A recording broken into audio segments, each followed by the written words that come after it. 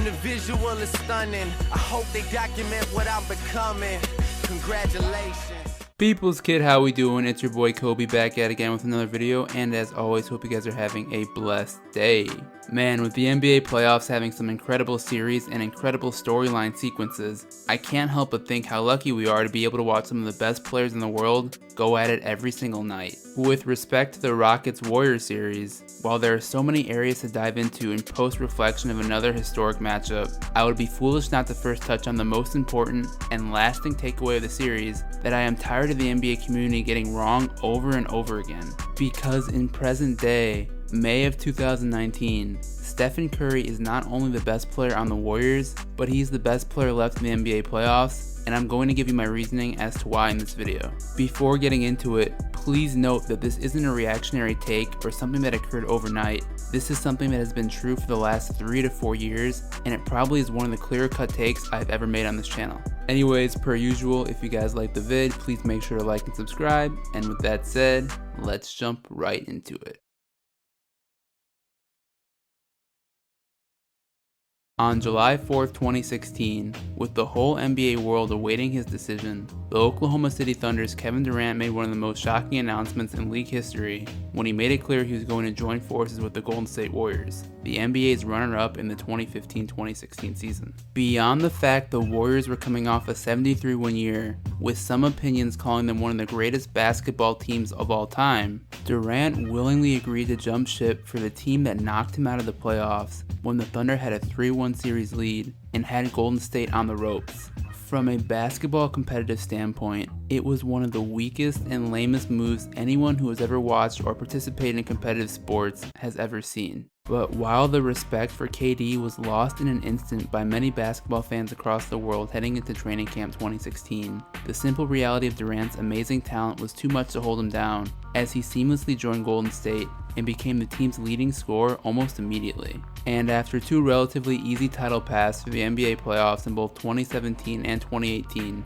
it was Kevin Durant who was given the Finals MVP trophies in both scenarios against the Cleveland Cavaliers. As a result of the acclaim he has received, the surface level observation of Golden State's top player was unmistakable.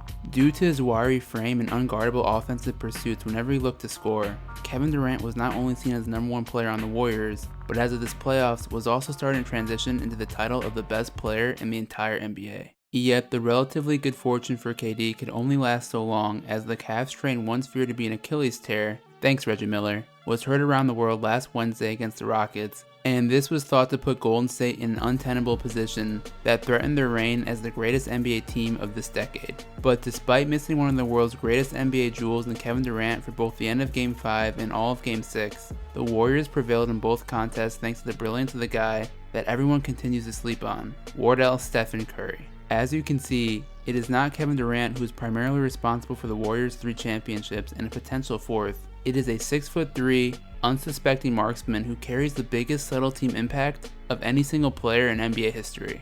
And just like he was overlooked at Davidson, he's being overlooked again because, quite honestly, if it's not LeBron or Giannis, the best player in the NBA is none other than Steph Curry. Without further ado, here are my 5 reasons as to why. Number 5. The Warriors' gap in performance when Curry is out versus when KD is out is undeniable. So my plan of attack on this argument is to start with the most high-level point that all viewers need to understand before we break this down any further. And let me go a bit further when I say this point is not just a well-researched opinion, but the closest thing to a factual statement you can make on basketball analysis. Simply put, the Golden State Warriors are a better basketball team when Stephen Curry is on the court as opposed to Kevin Durant by a long shot. While it is confusing to think the leading scorer on the team and arguably one of the toughest matchup nightmares isn't the most impactful player, the numbers and results of the team when Durant is out versus when Curry is out is clear without any room for deliberation.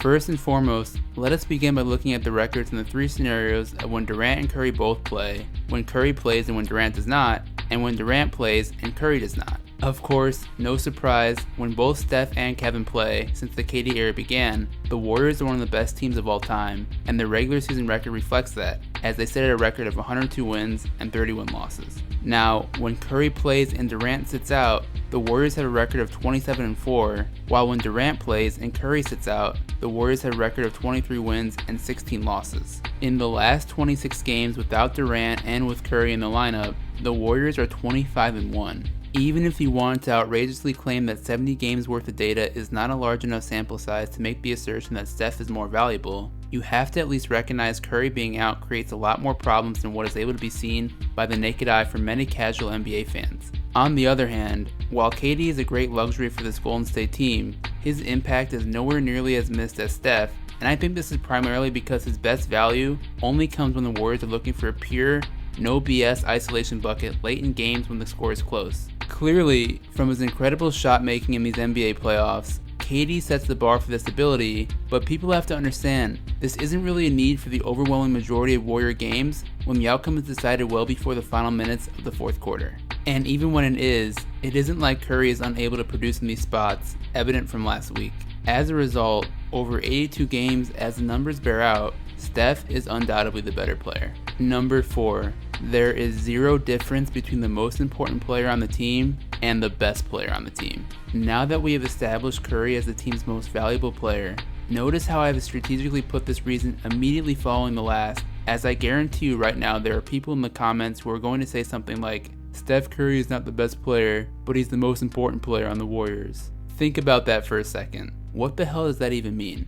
Probably because of all this extra basketball programming on TV that creates an environment for such basic pseudo-intelligent statements to be said, but I can't believe this passes for good analysis this day and age. At the end of the day, someone who is the most important player on the team is without a doubt the best player on the team. No exceptions whatsoever.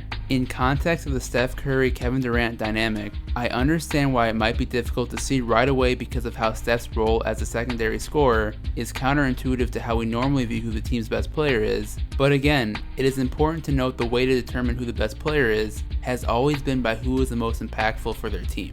For example, to make this point clearer, if I were to go back to the Bulls dynasties, there is literally zero question that Michael Jordan was both the most important and best player on those teams. Without him, a single championship for Chicago would be a pipe dream. Let's do the same thing with the Heat or Cavs title teams. While there was an abundance of very valuable players on all of those rosters that helped secure the title, the most important and best player was always LeBron James. Hell, let's even move to soccer. Neymar and Suarez are stars in their own right, but there will never be anyone better or more important than Lionel Messi on Barcelona. Period. Now, if you want to claim the actual performance of a certain player or an X factor is the most important qualifier in determining whether the team will perform, that's one thing. But as I've already touched on, it isn't like the Warriors are conditionally good based on whether Curry shoots well or if he doesn't shoot well. They are simply good when he plays, just like the Colts were amazing with Peyton Manning and terrible without him.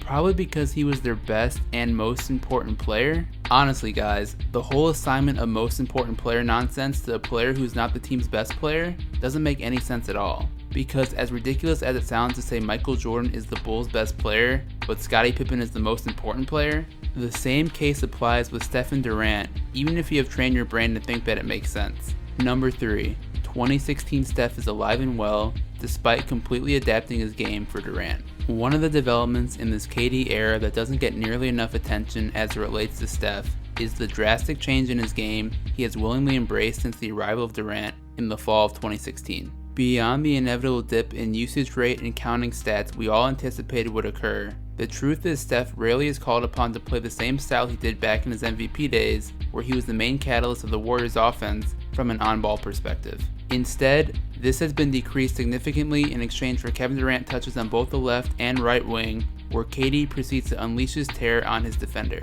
Now, of course, it isn't like Curry has had to completely recreate his game, as his shooting easily supplements the need to be effective without the ball in his hands. For the season, Steph just outpaced his teammate Klay Thompson as the most prolific catch-and-shoot player in the NBA this year, knocking down 3 3-pointers per game on 44% shooting. And although while it may not feel as frequent as it was in years past, he is still also one of the best off-the-dribble 3-point shooters in the NBA, ranking 3rd in makes behind Kemba Walker and James Harden. Yet with all this outlined, for some reason, there were still questions by many that wondered if his game still carried the verve of the guy that dropped the jaws of NBA fans during his historic MVP 2016 season. Well, fortunate to those looking for an answer, Curry took us back a few years to remind us how lethal the Retro Warriors were when he operated as the main guy against the Rockets in Game 6 of the Western Conference semifinals. Not only did Curry's 33 second half points include the razzle and dazzle of those patented dribble crossover three-pointers that sunk the hearts of Houston, but you quickly saw how much better he made everyone on his team when the Rockets would look to trap Curry on a ball screen and he would just pass to Draymond on the slip to start the classic 4-on-3 situation. As much as I personally detest the Golden State Warriors, it was great to visually see how they are still probably the best team in the NBA, with or without Kevin Durant. Sorry to say for KD fans, but this is all clearly because of Steph. Number 2, even when he is not shooting well, he is often still the best player on the court. For all the connectivity that social media brings to us on a daily basis, it has become increasingly frustrating to see how much we are easily swayed into making general sweeping statements about a player after one game or one performance. Because the NBA playoffs are literally game to game, and a player's performance can heavily change in doing so, there is a lot of reactionary Twitter takes or sports talk takes that are laughably bad, not even 24 hours after making the statement. Even worse, there is so much focus on box score stats these days as it relates to how a player actually played that I think we need to be better on evaluating a player beyond just how many shots they make and take.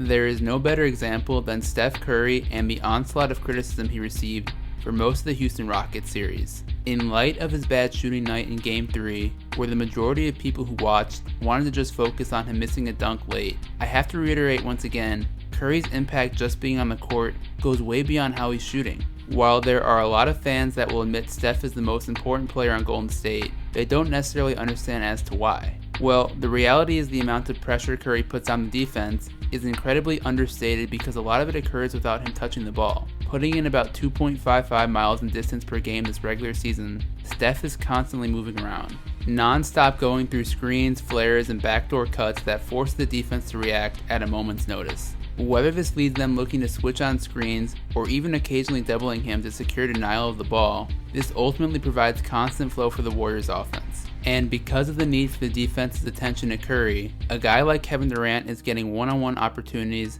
at a rate no other NBA superstar or any other team would normally receive. Now, to his credit, KD has been brilliant in these moments, but it's a bit disingenuous to call him the best player in the world when he's literally spoon-fed a better situation of any top scorer arguably in league history. Ironically, even in these playoffs, yes, the 2019 NBA playoffs, where people are calling Durant the best, it is Steph that chose to be superior as it relates to the performance of Golden State. According to Basketball Reference, Curry's on versus off the court presence is at a plus 14.2 for the Warriors so far in this playoffs versus Durant, who stands at only plus 10.9.